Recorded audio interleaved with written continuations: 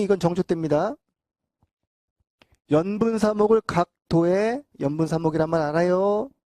해마다 항목을 만들어가지고 나눠주는 겁니다. 호조에서. 각 도에다가 내려보내.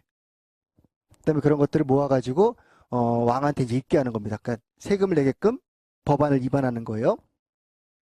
보니까 경기 지역은 원총이 저만큼인데 재결이 이만큼, 실총이 이만큼, 실결이 이만큼. 그 다음에 수원부는 원래가 이만큼인데 그 중에서 재결이 저만큼, 실제가 이만큼. 그 다음에 광주부는 원총이 이만큼인데 재결이 저만큼, 실결이 이만큼. 뭔지 알겠죠? 그러니까 지금 재결들은 전부 다 아까 뭐라고? 면제받는 땅이라고. 그러니까 경기 지역은 면제받는 땅이 1600결. 수원은 면제받는 땅이 200결. 그 다음에 광주는 면제받는 땅이 30결. 뭔가 이상하지 않아요? 뭐가 이상할까? 숫자상에서 이상한 점. 어떻게 딱 떨어지지? 1600, 230으로? 조작에 미리 정해놓은 겁니다. 재결을. 그러니까 재결을 정해놓고 봐요. 이게 문제였던 거예요. 본래 이거는 재결을 먼저 찾은 다음에 이건 재결이니까 빼주자 이래야 되는데 재결량을 정해놔서 처음부터. 나머지는 무조건 받아야 되는 거기 때문에. 그러니까 요 200에 드냐 안 드냐의 문제였던 거예요. 사람들이. 내 땅에 200에 들어가면 좋겠다 이러고 있는 거지. 내 땅에 제발 이 안에 들어갔으면 좋겠다 그러는 거지. 그러니까 권세자들 땅은 전부 다 여기 들어있는 겁니다. 1600 안에. 뭔 얘기 알겠어요? 그래서 이게 전부 다 이게 무슨 죄야 이게.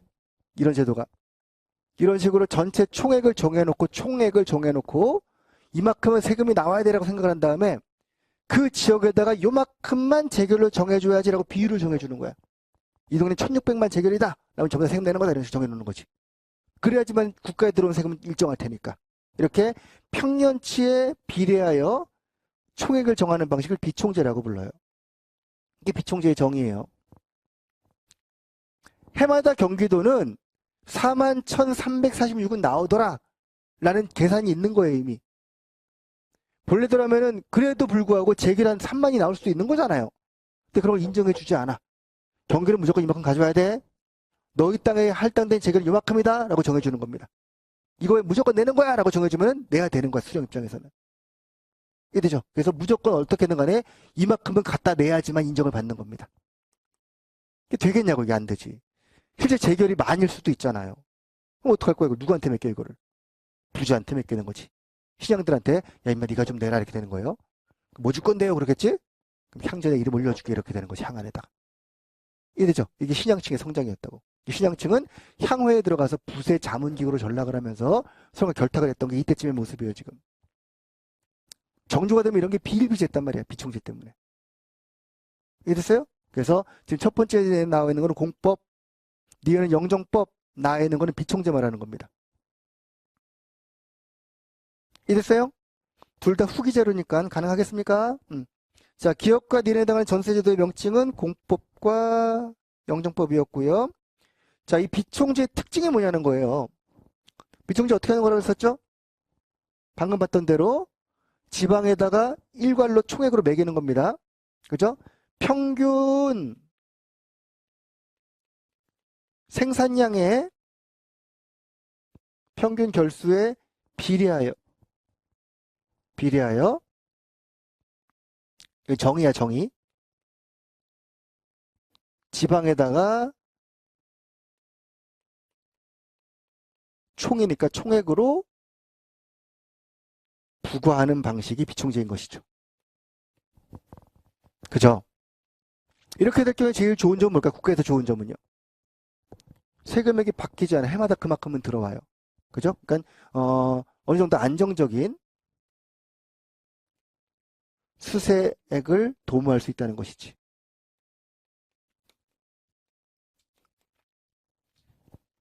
그죠? 자, 이건 누가 책임지고 다 거두는 겁니까? 수령이. 그래서 세금 거두는 거는 수취는 누구한테 준 거야? 수취는 수령이 일괄적으로 하는 겁니다. 이게 비총재의 특징이에요. 이해돼요? 못 싸우고 되죠? 특징 두 개 싸우고 되는 거죠. 그러니까 국가 수세를 어느 정도 확보할 수 있다는 거지. 이해됩니까? 이 평균결수 보통 상당년이라고 표현 뒤에 타로 볼게요, 이거는요. 상당년이라고 하는데 평상시 할 때 삭제입니다. 평상시년의 결수에 비교해서 하는 거지. 평균 이만큼 나온다라는 거예요. 됐어요? 이 과정에서 이제 폐단이 나오는 게 이제 신양의 성장인 것이죠. 폐단이라기보다는 그러니까 수령 입장에서는 정액세를 항상 거둬야 되기 때문에 사람한테 거두면 이게 불안불안하거든. 일마가 언제 죽을지 모르고 도망갈지 모르니까. 그러니까 세금 부과단을 어디로 자꾸 가져가려고 할까? 땅으로. 그 19세기에 나오는 게 바로 도결 같은 것들이에요. 이 비총제로 확장되면서 수령들은 세금을 사람을 단위로 걷거나 호를 단위로 걷으면 이게 흔들릴 수 있기 때문에 정해진 액수만큼 무조건 걷어야지라면서 다 땅으로 다 돌리기 시작한다고. 이건 지금 전결이지만 전결뿐 아니라 군포도 땅으로 돌리고 결작도 땅으로 돌리고 물론 노비들의 신공도 땅으로 돌리고 다 땅으로 돌려버리는 거지. 도결 방식으로 지방에서 세금을 내기 위한 창고를 늘 보관하고 있어야 돼요. 그래서 그러니까 만이면 만 석을 항상 보관하지 않으면 항상 불안할 수밖에 없잖아요. 수령 입장에서는. 그러니까 창고를 항상 유지하면서 이 창고가 비지 않도록 계속 관리하고 있는 겁니다. 적어도 한 500석은 여기 항상 있어야 되는 거지. 비축돼 있어야 되는 거지. 이런 창고를 뭐라고 부를까? 이렇게 민고예요. 이게 고마고입니다. 이 고마고는 수탈의 온상이었다고 그러니까. 민고 고마고를 통해서 수령들은 세금을 안정적으로 걷고 싶어 했고 이걸 채우는 건 항상 신양들이었고 이 와중에서 신양도 성장하겠죠. 수령권 높아지니까 관권, 향리 같이 성장하겠죠. 향전 발생하겠죠. 고향들은 빡쳐가지고 지네 동네로 돌아갔겠죠. 향약은 무너지고 동약으로 지배하겠죠. 이게 다 같이 일어나는 것들이지. 조선족의 사회경제적 변동인 겁니다. 이해됐습니까? 그러니까 두 가지 수라 그러면 두 가지 이거 쓰는 거지 뭐. 국가 입장 하나, 수령 입장 하나.